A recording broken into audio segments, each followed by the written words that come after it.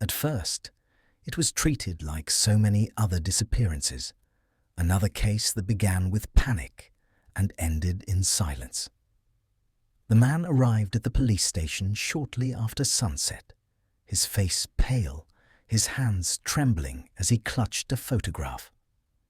In it, his wife stood beside their 7-year-old daughter, both smiling, frozen in a moment that now felt cruelly distant. His voice barely held together as he spoke.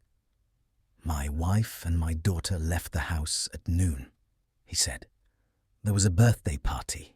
They never came back. There was nothing unusual at first. No argument reported. No history of violence. No farewell note. Just a mother and a child who had stepped out into an ordinary afternoon and vanished." Within hours, the case was officially opened. Investigators began where they always did: security cameras. Grainy footage from the apartment building showed the woman holding her daughter's hand, the child skipping beside her, unaware that this would be the last recorded image of their normal life. More cameras followed: street corners, shop entrances, traffic lights, until the trail led to a single moment that made the room fall silent. A car. The woman opened the back door. Her daughter climbed in first. Then the woman followed. The door closed. The car drove away. The license plate led to a man who insisted he was nothing more than a driver. He claimed he had been paid in cash to take them to a street in the western part of the city. He described how they had stepped out calmly, thanked him, and disappeared down a narrow road.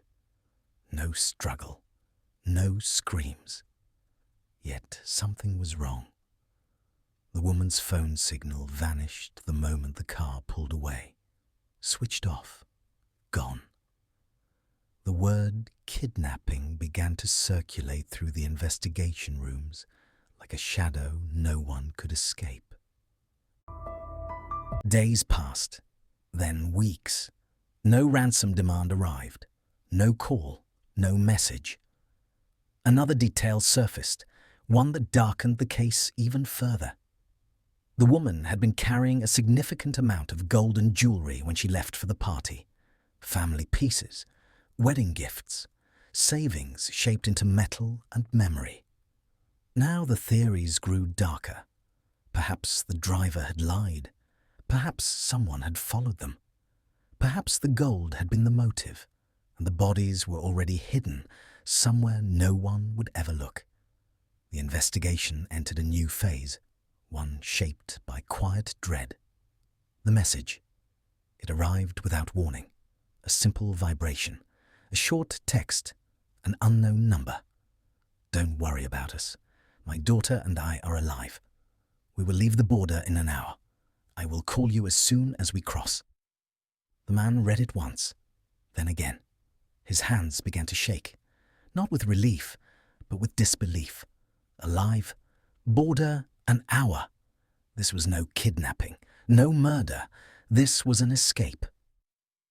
Within minutes, the police were notified. Specialists traced the signal, peeling back layers of secrecy until the truth finally surfaced. Not in the heart of the city, but in a small forgotten village near the border.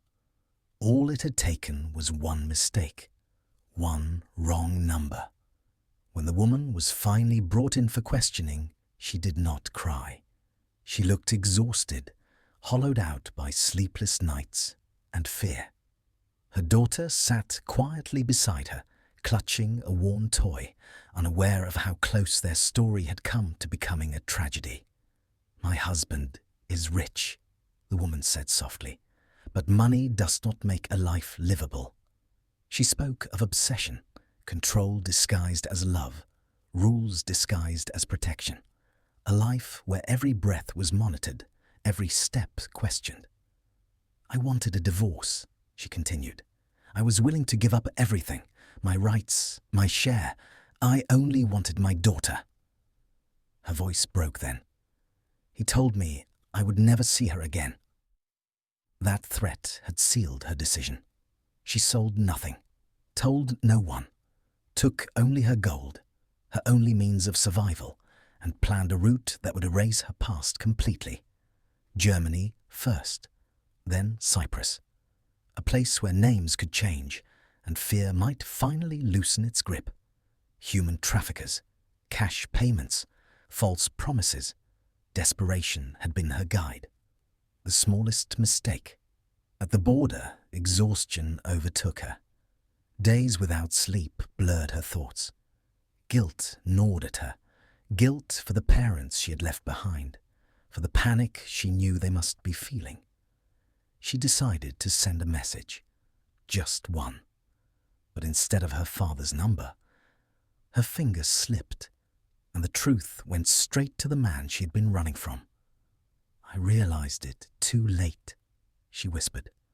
One small mistake destroyed everything. After the silence, the case was closed quietly. There were no villains in headlines, no dramatic rescue, only the slow unraveling of a life that had been breaking long before anyone noticed. To the world, it had been a mystery of disappearance. To the police, a case of deception. To the woman, an attempt to survive. And to the man who first walked into the police station, clutching a photograph. It was the moment he learned that some disappearances are not crimes, but choices made in silence.